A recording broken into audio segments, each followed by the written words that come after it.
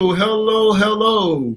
And we're about ready to get started here with the Virginia Democratic Small Business Caucus live broadcast. We're happy to bring everyone into the broadcast.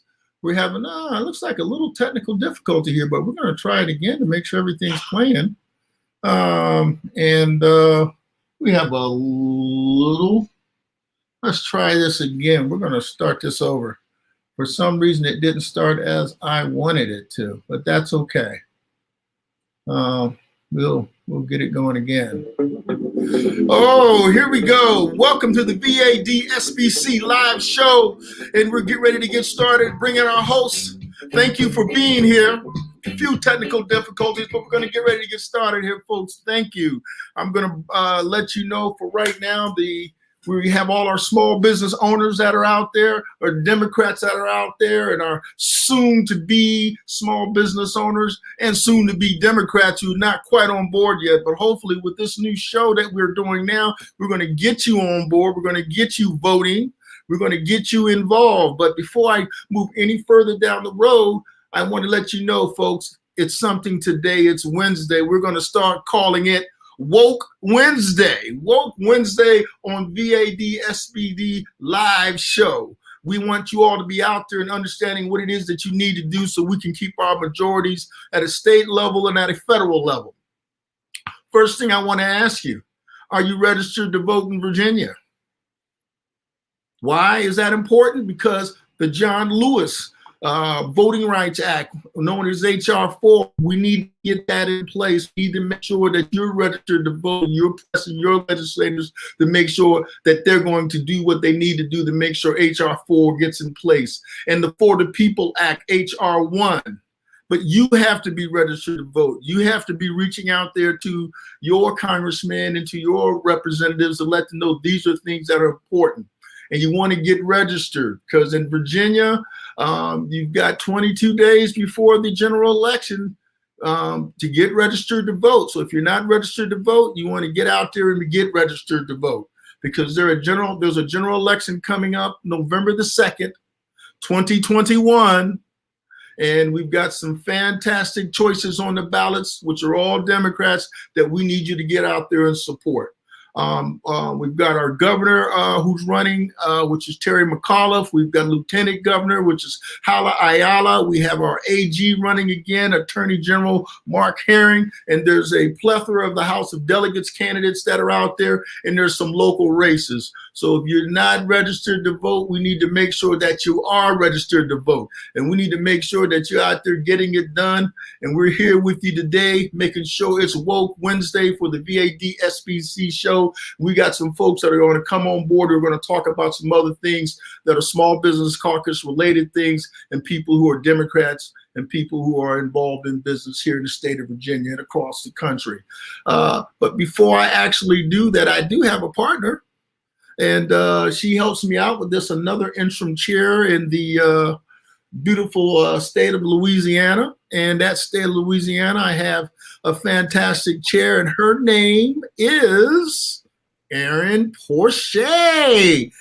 Erin, are you out here on Woke Wednesday with the VADSBC live show? Are you ready for this today? Because we got to get people up. We got to get them voting. We got to get them registered. We got to get that John Lewis Act passed. We got to get our congressmen reelected and our governors reelected. We got to get our attorney generals reelected, lieutenant governors reelected. And we need to get our delegates reelected to hold on to the House here in Virginia. What you got for us, Erin? Hey, Mark. Hey, everybody. Listen, this is session number 2, and you are just on it. I'm loving the energy. I'm loving the hype. I'm loving the information that you are just downloading and giving to the people. I'm really excited about our guest today. So let's go. Let's go. Well, we can't bring our guests on just yet. He told us we needed to hold up a minute, even though he's got some great things for us. We're going to talk about a couple of other things.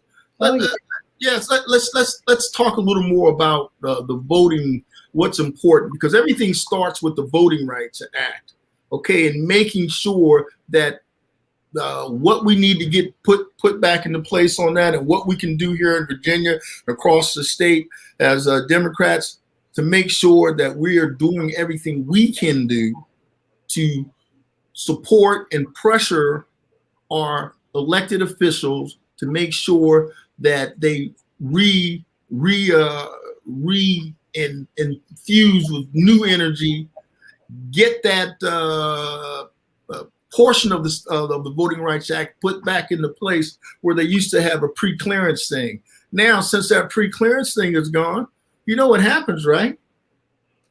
Well, if you don't know, I'm going to tell you.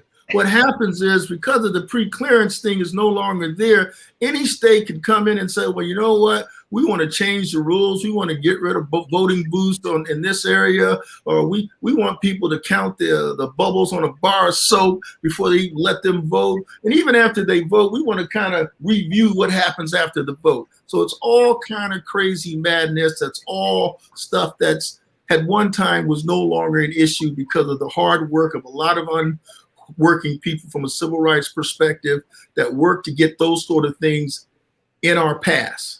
But guess what? They're back at us again, and we need to work with our legislative folks, and we need to work out there and get our feet on the street, feet on the ground, and hit the streets and get out there and vote and do whatever it is that we need to do to make sure that that right to vote is sacred in this country. Small businesses can't exist without having the right to vote first.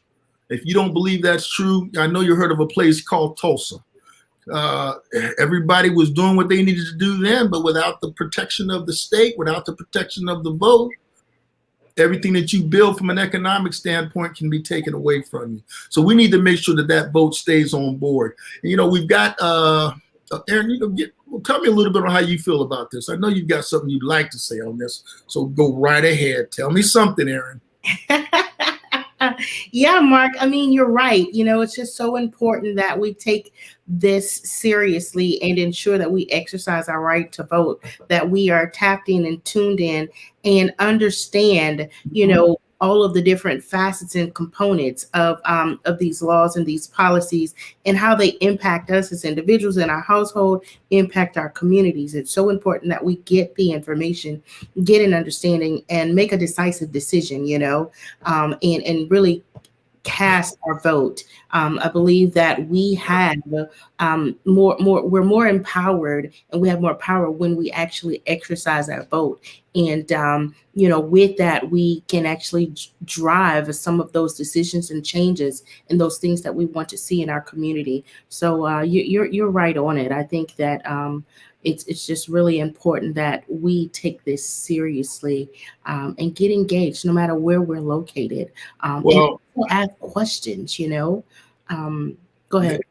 Well, Aaron, I just wanted to tell you that's the reason why I have my green screen behind me today, because my back is up against the wall. It's a brick wall you see behind me. And what I'm saying is we can't back up any further. There's only one way to go, and it's forward. We have to go forward. Our backs are up against the wall, and we need to get out there and fight and make sure we do what we need to do, what our grandparents did and what our ancestors did and what our parents did, to make sure that we have the right to vote in this country. This is not a Democratic thing. It's not a Republican thing. It's an American thing. Is that correct? Of course it is. It's an American thing. We must have the right to vote. And from there, we can grow our businesses. Can I get an amen?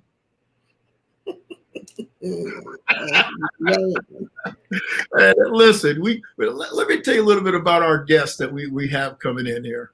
And I want to sort of bring our guest speaker on as soon as possible, because he's just a fantastic individual. He's done so much over the years. And, you know, he started out as I guess we all started out with our mom. But once he got from there and got through school and got through high school, he ended up going to college, and he ended up being a journalism major. And from being a journalism major, he was mentored by some pretty good people in his youth, and has a pretty good creative mind, and decided that he would just get into part of the show business that actually gives you an opportunity to to talk about difficult things with a tinge of humor. And no one does it better than our guest that we're getting ready to bring up here, Preacher Moss. I want to just tell you a little bit about Preacher Moss. Fantastic guy. He's a quintessential gentleman's comedian. He's got style. He reflects a so rare combination of time-honored conditions of building a relationship with an audience.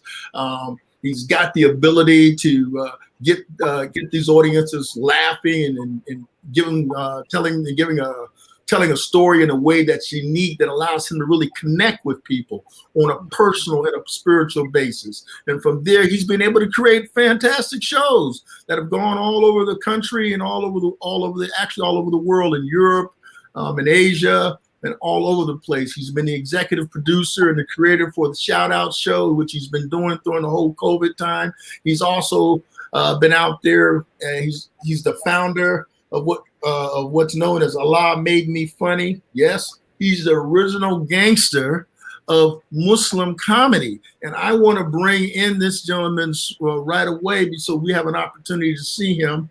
And I'm getting a little better with my production skills here, Aaron. I know you're sitting here laughing at me, but I'm getting a little bit better.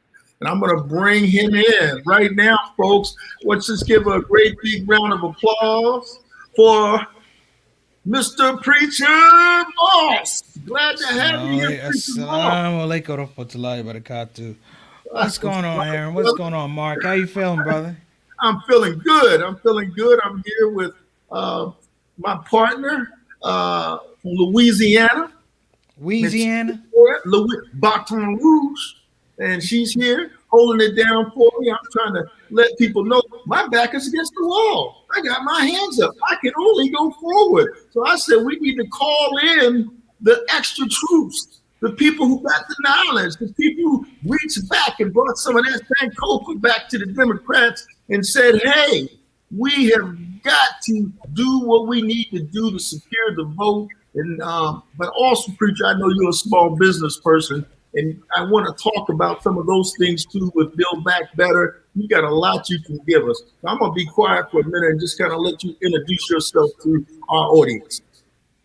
Sure, man. I'm Preacher Moss. Born in Washington, D.C., entrepreneur, creative, advocate, educator. Oh, yeah. A proponent of small business. Proponent of blue ocean strategies for business, for black businesses, and really just in that space about literally how do we create a new narrative in terms of business structure, business infrastructure, particularly coming out of the pandemic. What did we miss? What did we learn? What can we share? Those are the big things I'm looking at right now. And I think also just creatively where we are, because I think with the pandemic pushed us creatively. It made me think about opportunities that maybe our ancestors didn't have. You know, our pioneers didn't have. Maybe they didn't have the right to vote. They didn't have laws to protect them, equal opportunity, and things like that. It really made me think that way in terms of the levers that were available to us, and now not having that for quite some time and going through all the aspects of social justice and juxtaposition with the aspect of business justice, if you will, or business legal fairness, if you will, it sparked me in a different way. So we look at things. We're talking about, here we are talking about StreamYard. We're talking about literally how do we get better. Mark and I talk about deliberate practice all the time.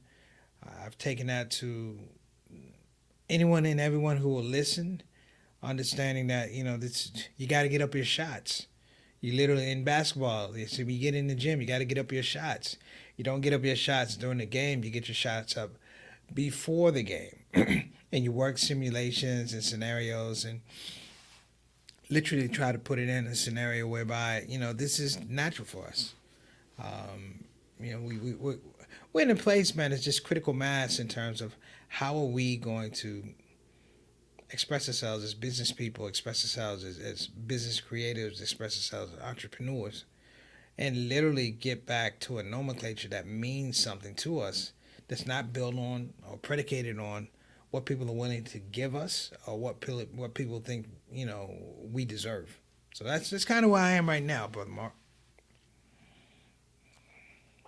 That's a good point that you brought, but I'm just sort of intrigued. I hope I didn't make you too dizzy with me changing overlays. But Yeah, there was quite might a be few overlays, my brother. Hey, I want to see whether you're paying attention. But you got something behind you, man. Who are these guys behind you, man? Who are these Oh people? man, the original sports business creators, man. Those are the Homestead Graves, Negro Baseball League. Okay. That was my first introduction to real introduction in terms of African Americans in sports and business. Okay. The Negro Leagues, females owning teams. The first female baseball team owner was a woman named Effa Manley.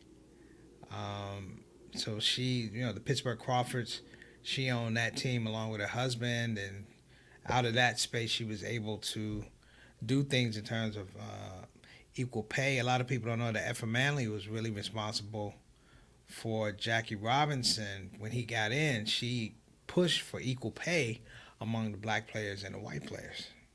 Wow. And she organized protests downtown to make sure that young black girls were getting training, getting opportunities to work in stores, but also understand the machination of how you open a store. So, these are some of the stories that are buried. The whole idea of Negro League Baseball, I was just saying on my show, I said the show I remember, one of the best movies I remember about Negro League Baseball was, of course, Bingo Long and the Traveling All Stars. That was the Grays? No, they talked about Negro League Baseball. It was about Negro League Baseball, Right. about what these teams are doing. It was interesting because they were talking about black owners doing essentially what white owners were doing. Right. And so these players break off and started their own team. It was a traveling team, Bingo Long and the Traveling All Stars, and they would compete against. They did barnstorming. So you're watching guys literally go through this process of, we're going to have our own team. We're all going to be share owners in this team. And it's like, from a young perspective, you're enjoying it because it's funny. It's got Richard Pryor, James Earl Jones, Yeah. Billy D. Williams. But then you get a little older and like, wait a minute, these are some really, really mature themes beyond the jokes and the laughs and the stuff like that. These are some really mature themes. And the aspect that even the black owners didn't want them to have their own thing.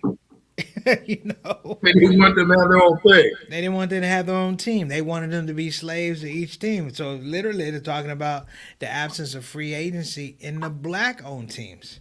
Like, you couldn't go to your different teams. You had to stay with that team pretty much your whole life. Well, and then when true.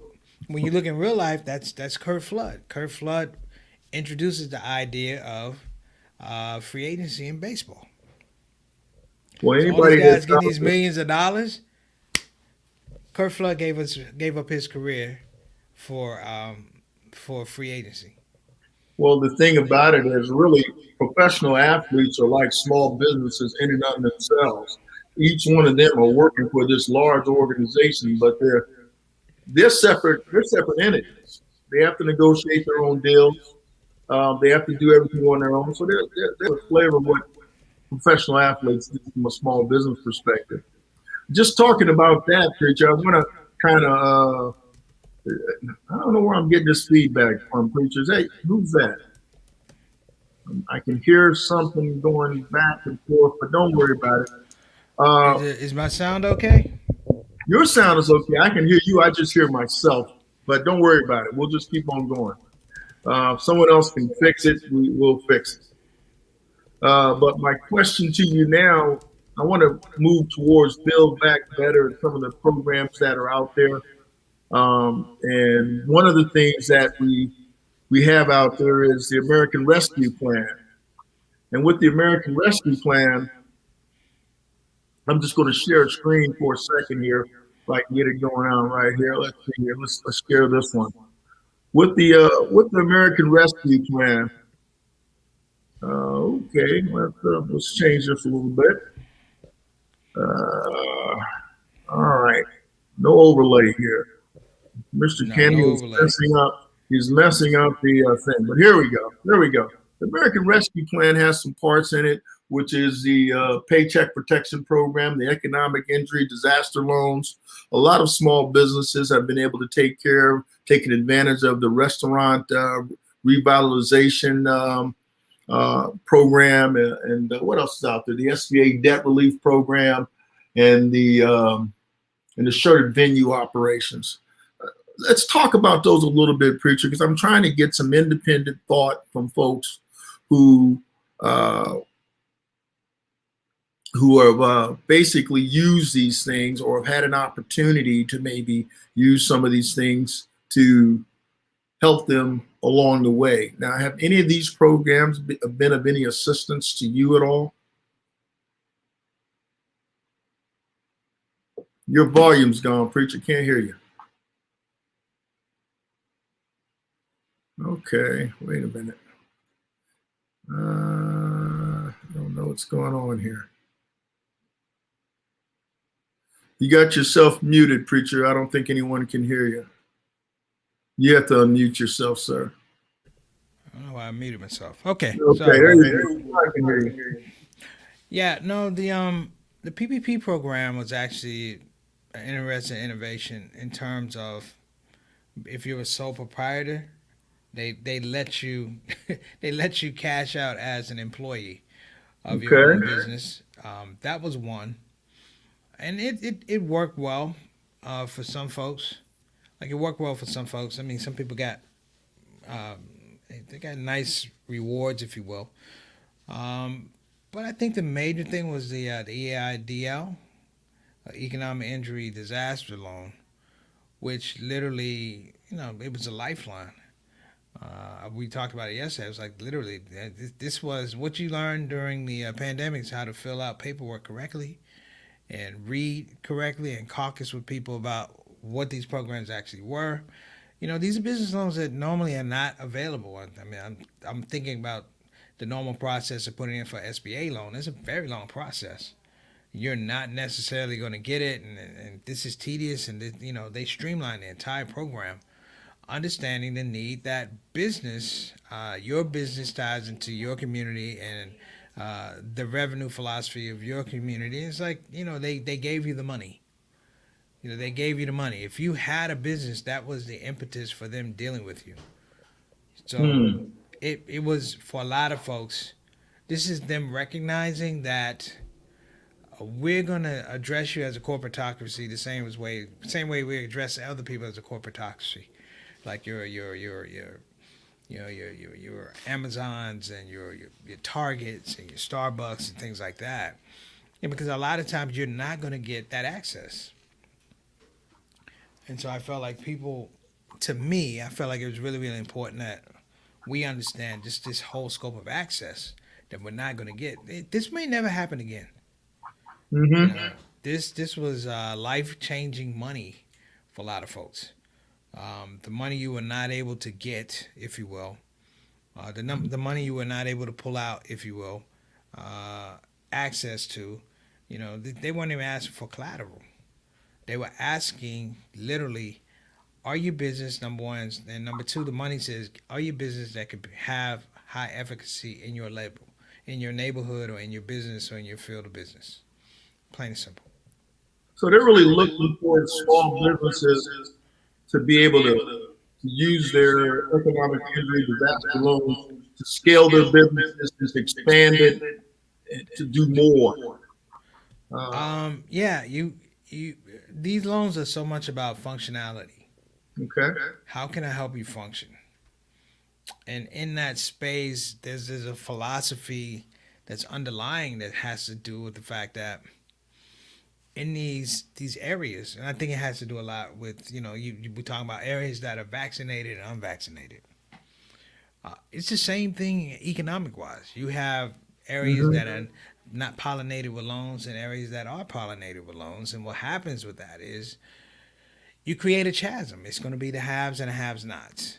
And so with these EIDL loans, it was literally, let's address on the business level the haves and the have-nots, because you start thinking about the stimulus checks. You know, a stimulus check is not like a EIDL loan. Mm-hmm. You know, it's a one-off. These loans are low interest loans, low interest bearing loans, and they give you the out, whereby you're not paying exorbitant. 20 years, 30 years, you're not paying. You can get $500,000 loan, and they're gonna give you 30 years on it, and you're not going to be killing yourself. They're giving you money that allows you to do things right now to restructure your business, and that is important. Well, I think that's important. I know as I drove around Washington, D.C., and different parts of Northern Virginia, you could see that a lot of businesses had gone out of business. And these loans that are out there for the businesses and the restaurant, these loans are actually helping them to stay in business and also to be able to get involved in other things to scale their business so that they can remain out there. And even a person like you who's in the entertainment business and the work that you do by being eligible for these loans in order to do the Build Back Better programs, this is all a part of that, sort of getting these businesses back in to doing what they were doing in the entertainment sections and the culinary and restaurant business. All those things have been helped out with the EIDL and the restaurant revitalization program.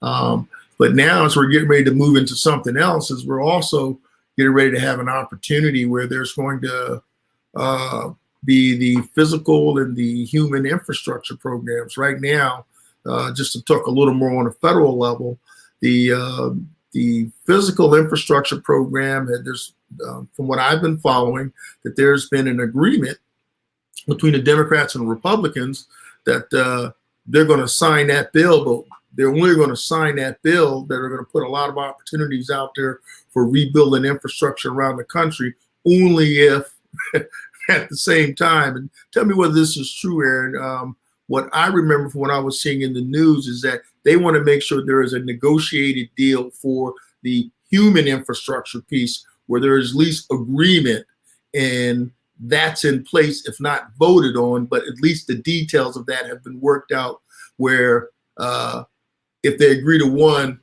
the other one's going to follow right behind it. Have you guys heard about that? And all these things are going to help small business as well. I don't, Preacher or either Aaron, what do you think about that? Have you been following any of that? Can you guys hear me? I can't hear you. Maybe it's that I can't hear you. We're having some technical difficulties today, man. I'll tell you, but we'll get through it. Preacher, I think I can see you on mute. Aaron, I don't know whether you're on mute. Nah, you know what? I'm having a problem with my connection, so give me a minute. Oh, no problem. Well, I can keep talking here a little bit more as we continue to move down here. I think Preacher's trying to reload. Aaron, so this gives us an opportunity to talk a little more about how progress is being made down there a little further south in Baton Rouge, and just some of the things. I know some of the things you do as a small business person. You're a federal contractor. You help federal contractors get business. How's that working out, and some of the things that you've been doing just in the Baton Rouge area? Any of that sort of thing happening, or you finding that any of the folks are looking to help out to try to push back against any of these voting rights legislation that's happening down there? You're my non-Virginia correspondent. Can you hear me? Yes, I can hear you. Can you hear me? Yeah, I can hear you now. Go ahead. Okay, good deal. Well, Mark, I think that you raised quite a few really good points, and also opportunity with the infrastructure plan, of course, the infrastructure component and the human component. I believe that it's going to yield a lot of opportunity for small business owners to just do business with the government. I believe that those efforts are really going to help revitalize the community. Mhm.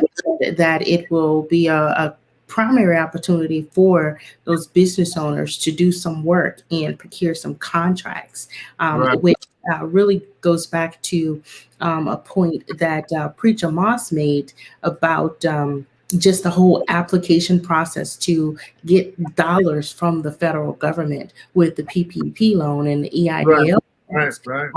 It really forced business owners to look at their infrastructure and to also ensure that they had their paperwork in order, that their business was in order. And for those that did not have it, of course, there was work to do. But I really believed those opportunities really helped business owners just look at their posture and reposition, right? And also ensure that we are better set up and structured to do business on a granular level. So I believe that more business owners have a better level of readiness, right, to do Hmm. business with the federal government. And, of course, we are continuing to pave the way to ensure that minority business owners get those opportunities to do business with the federal government, the state government as well, and also the local government. But I believe that it's a really good time for small business owners to really show up in different places and spaces, and help change the narrative and build wealth as well. So I think that this is, really good dialogue and just putting a spotlight on some of these opportunities that are coming down the pike, like the infrastructure plan and the American Rescue Plan, and helping business owners to see those windows of opportunity where we could actually plug in and leverage those dollars, get access to those dollars. I think Hmm. it's the core of our conversation. So Well, yeah. one of the things, Aaron, you made some really good points, because one of the things that I've been noticing is that people have been trying to figure out how to access those opportunities that are out there for the American Rescue Plan. It's good hearing Preacher talk about what he's been able to do from with his small business, and able to access some of those programs that are allowing his business to continue in these really rough times. Because there's a lot of businesses that have not made it. In particular, I think 40%, not I think, or what I have read, 40% of African American businesses have gone under there, and they're not going to return as a result of the COVID thing.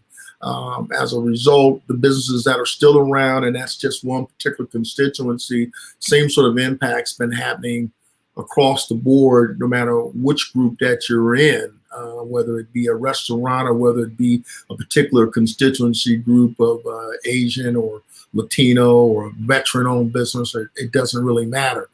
They've been impacted adversely as a result of the COVID, but we're starting to come out of that. These programs are starting to help.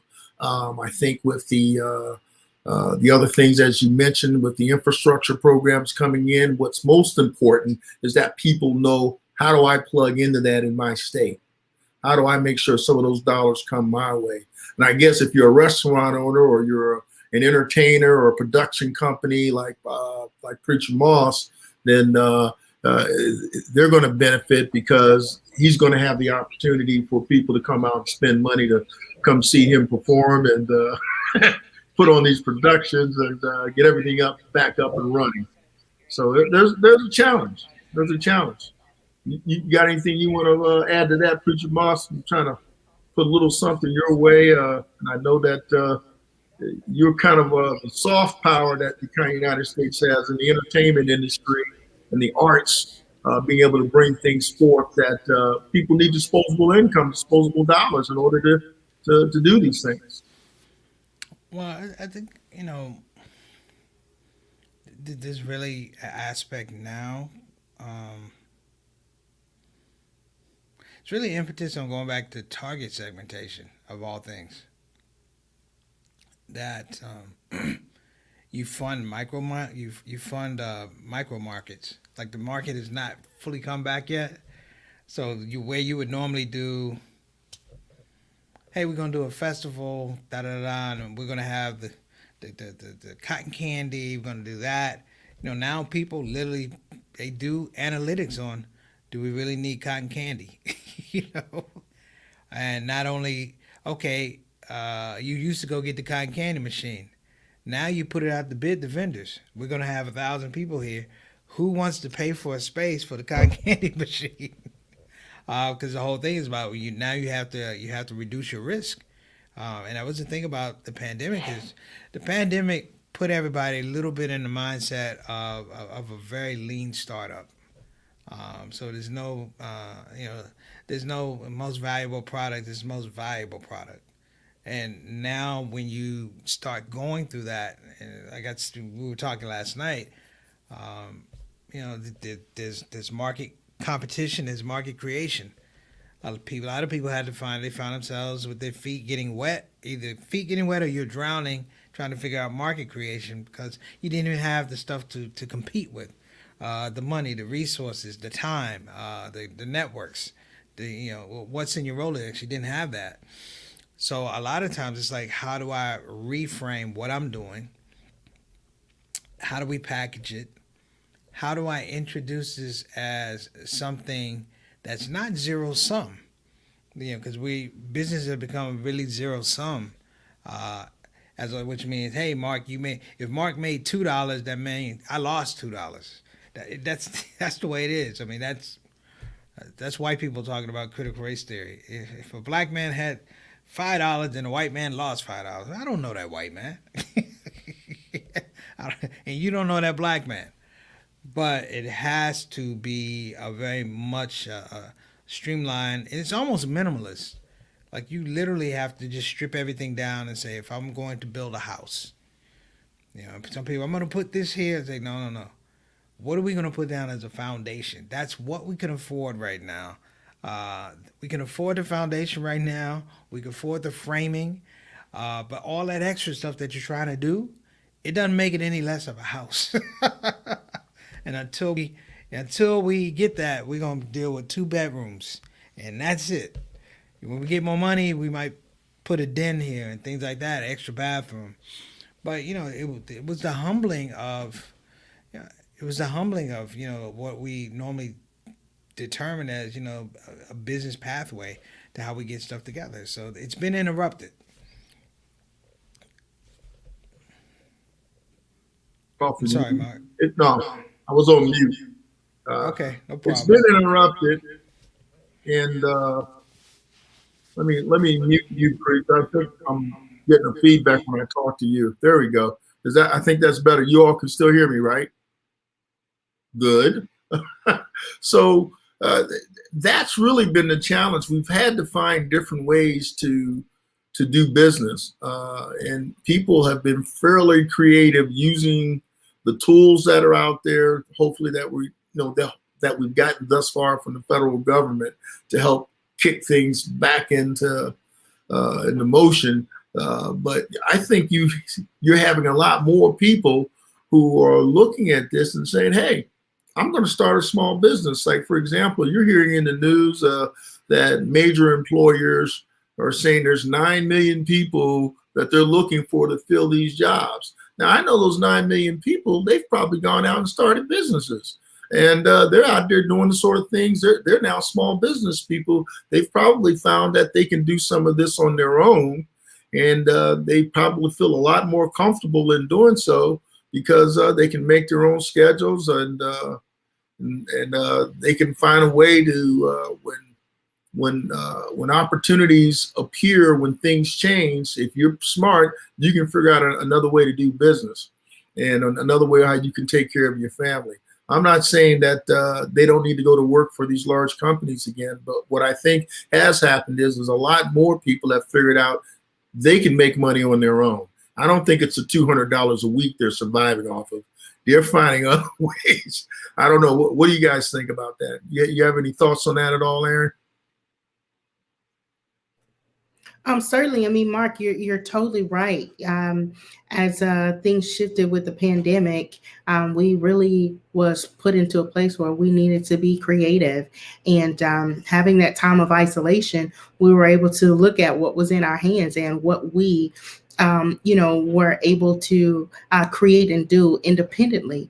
And truly, there are so many business owners that have really repositioned and repackaged their portfolio and their experience, and been able to position themselves to offer solutions on different levels of government and also in the public sector.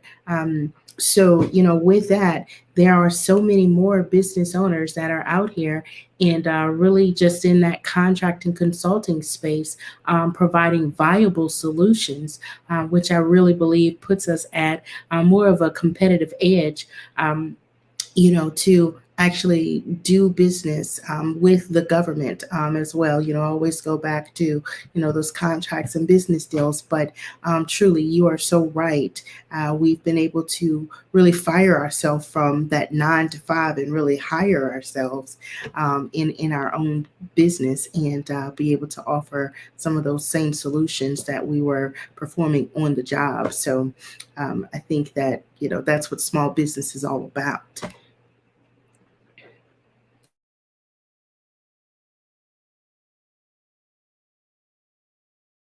Well, excuse me, my mic was muted. Hopefully, what I was saying was small businesses and people who are becoming small business owners have figured out I can go out here and I can figure this out on my own, and I can figure out how I'm going to go do business on my own. And I think from a small business perspective, that's all great. And the tools that are out there, particularly for certain constituencies within the small business community, they need to do that. They need to be encouraged to do that. And the more tools and things that are out there that are coming from their tax dollars, it's not like this money is not coming from themselves. It's their money and their dollars being applied in a way that helps them take care of their families and grow their business. So I definitely agree with what I'm seeing. And I think it's also going to force the ball for large major employers to really look at things a little bit differently in the workplace and to handle the employee a little bit differently post COVID. We're not out of COVID yet, but they're figuring out we're going to have to do things a little differently. We can't do things how we used to do them because people are figuring, hey, we can go out there and make a living ourselves. And there's a number of different ways to do it. What do you think, Preach? I'm out here running my mouth, but I think there's things we can do that have made things happen. And I know I've done some of those things, and I know you've been doing that all your life as a small business person. Well, here's the thing. Here's what I feel. I feel like there's gonna be an organic revisiting of all these business practices, um, and we need it. We've needed it. Things have been so stayed in terms of how people have been doing business, and that aspect, how people are doing business. If you weren't doing business successfully, then there's a problem. Then you're trying to. Now, I think I want to say it's a level playing field, but it's when you can get something funded and it's going to be beneficial to not only you but to the market around you. That's huge.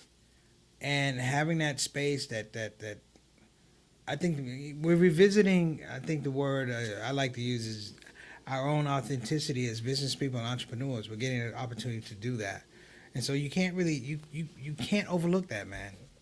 That is just a major joint. I agree with that, sir. Preach. I know you've got some special. I'm going to mute you for a second. I think I'm getting a little feedback when your mic's on, but and let me bring myself back into the stream. There we go. I can see everybody again, and I need a technical director, but I'm not doing all that bad. I know there's a big smile on Aaron's face. He's probably saying, how is he pushing all these buttons? But things happen when you push enough buttons, trust me. That's funny to me. Anyway, so, but Preach, I want you to give us some, you've had some pretty good mentors in your lifetime and some special mentors. I'm not gonna call you out, but I'd like for you to talk about the voting rights and the sacrifice and the sort of guidance and knowledge that you've gotten through the years through some of the folks who've been in your life, who've really kind of helped you to get to where you are now. Not everybody has the benefit of that. I don't know whether you want to talk about it, but I'm going to throw it out there and just see whether you swing at part of it.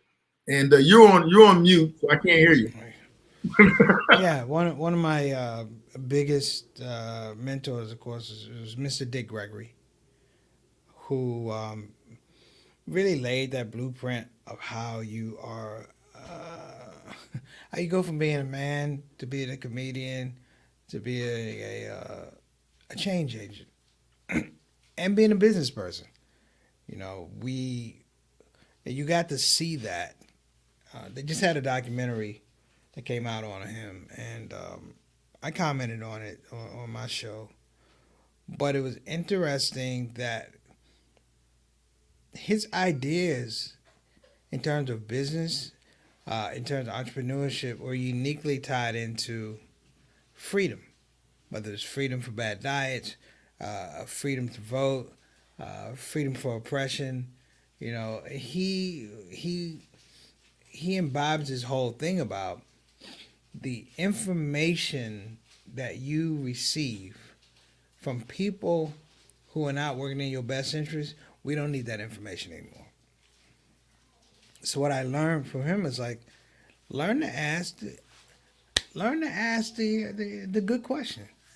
If you can ask a good question, just learn the art of asking the good question, you can get a good answer. You know, so we talk about EIDL. It's like, learn to fill out an application. And if you have a problem, go to the people who are adept at making the applications. Ask them how you fill it out. And then once you fill it out, you go tell everybody else, hey, this is how you do it. And that, Dick Gregory was, for lack of a better word, he was the democratization of black comedic and artistic expression at one of the most crucial times, because that period you're not going to have it anymore. The Belafontes, the Sidney Poitiers, even the Cosbys, you're not going to have that anymore, because here's a guy who goes, oh, you thought that was enough. And I think we need to get back to the space of going, it's not enough. Whatever somebody says, we just go, it's not enough. Hey, what about, it's not enough. They do it in the NBA. They do it in the NBA. Why can't we do it? As business entities, why are we not going, this is not enough? In terms of voting rights, the threat of a voting right, the threat of people trying to take away our voting rights, it's the idea that people somehow think they control how we vote or how we think. One of the biggest arguments, I take that back. Because Mr. Gregory, you didn't argue. He just yelled at you. I did a joke one time talking about the old Tea Party. Remember the old Tea Party? This is like 100 years ago. I remember those guys.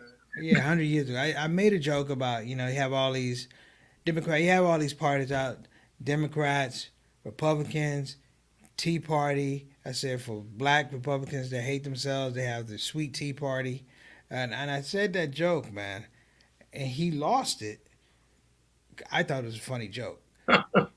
He lost it because, you're laughing. But he's like, you young Negroes don't have a political action committee? He said, you don't have it. He said, all y'all run around with all this money. He said, y'all don't have nothing. He said, you have nothing to represent you. And he's like, I'm an 80-some-year-old man out here doing more than y'all ever did. I'm like, here it comes. Because it's true. You can have a LeBron James, you can have a Jay-Z, None of these cats are going, wait a minute. I can have a political action committee.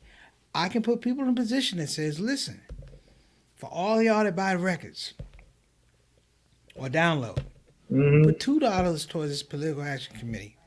And this is what we're going to do. We're going to build an agenda.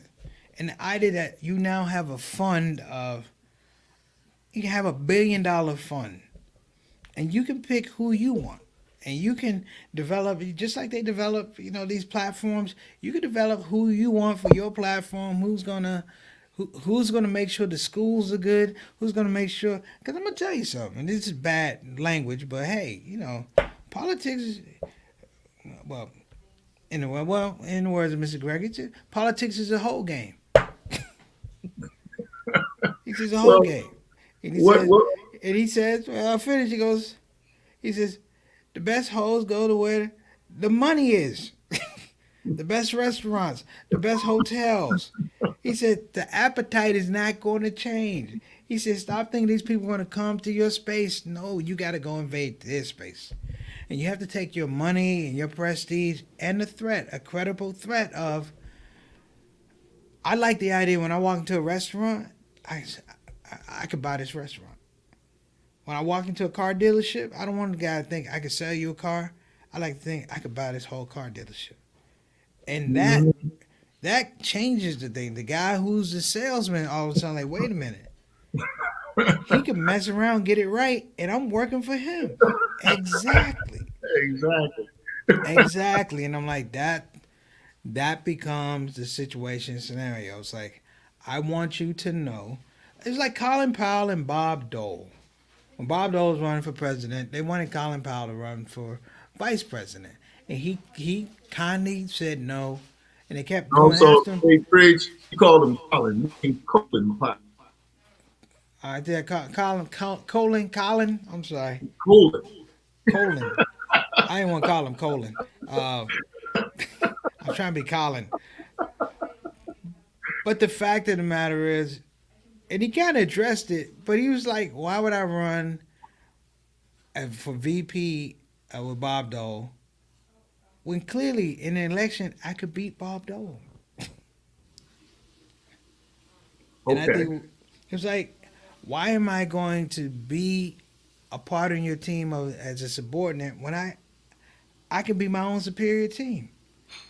And I was like, once you still get into that, you start asking a lot of questions.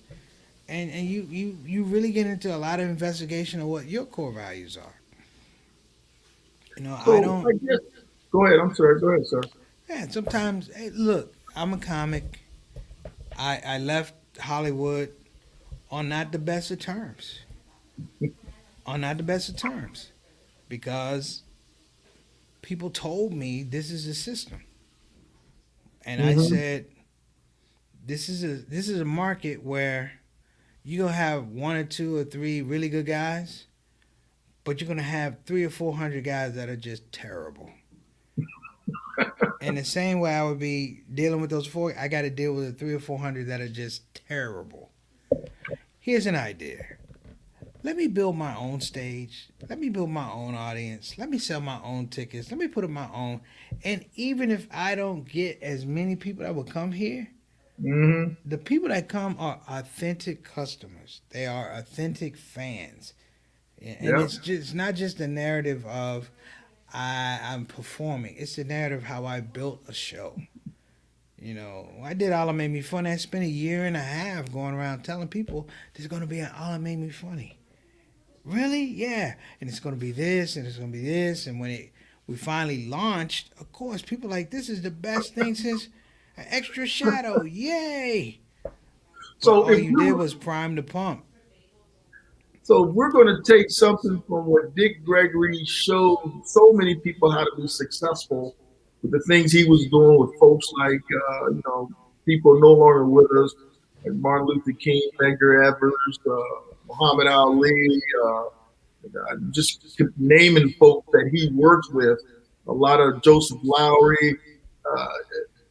If you were going to give one bit of advice, yes, sir. This guy, the reason why I like Dick Gregory, because he was a small business guy who decided, I'm going to stop doing small business stuff where I'm making a lot of money as Dick Gregory, and I'm going to go down here and I'm going to go fight for people's right to vote and for something that's great. How can we take a lesson? You got to mute yourself. I'm going to mute you, Preach. That's better now. I'm going to say it again. How can we get a lesson what you learned from Dick Gregory through his work with so many civil rights and activists in the past, that small business owners, Democrats can learn from that and say, here's how we can apply it today. I think you gave us a couple of great examples, but on the last 5 minutes we got here, I'm just going to let you sort of just work that note for a minute. Okay, cool. Here's Give what me I learned more. from- Here's what I learned from Mr. Gregory. You could rap right after this is over. What I learned from Mr. Gregory at a very young age, I'm talking about 22 years old, 21, reading his books, The Shadows That Scare Me, Nigger, Callous on My Soul, all these books, him running for president.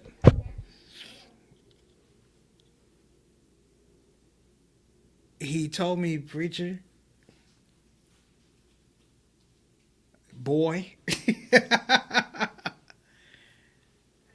he said, don't ever in this lifetime with this white man, don't ever, ever, ever ask permission. Don't ask permission. Don't give him the satisfaction. He said, don't give these black folks satisfaction. Do not ask permission. He said, if the universal God gives you an idea, do not take it to these Negroes who don't know about a new universal God, don't talk to a universal God. He said, don't talk to these people. He said, the secret was given to you. And you're your own pass fail. And even if you fail, you pass. Because you are in a scope, you're in a scope where you're learning. The only thing in that phase is, if you're gonna fail fast and fail quickly, right? And keep going. He said, why do we ask permission? Black folk, we the most asking permission people in the world. We do. So, that was what I learned. And I'm gonna tell you something. Not asking permission, I mean, outside of your mom and your dad and, practical situations, not asking permission is liberating, man. It is You freaking shouldn't have liberating. to ask permission. I'm like, I remember I was doing something. A guy came up, hey, who told you could do that? I'm like, nobody.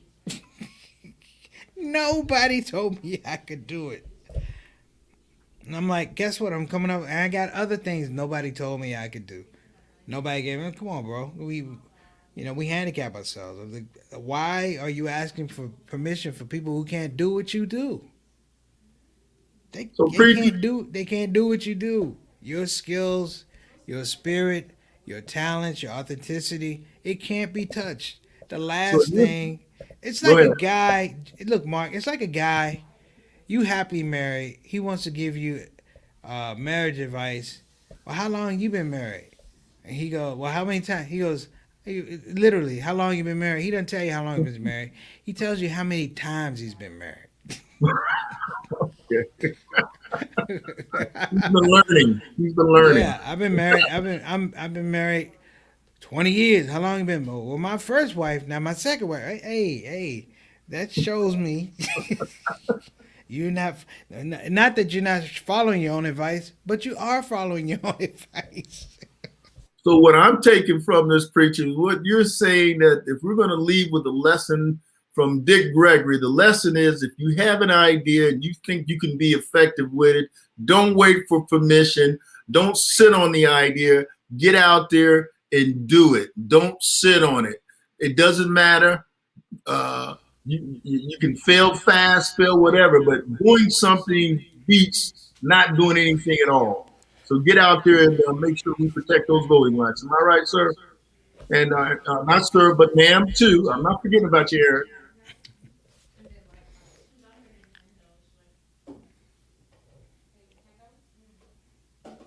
I stopped talking because I didn't want to be the last voice on the tape. Well, I don't know if I'm on. Can you hear me? I can hear you, preacher. We're underneath the last minute. We're getting ready to get cut off. And I just want to thank you for coming on the show and just being genuine and being honest. And we're out here just trying to really take the same advice you just gave us.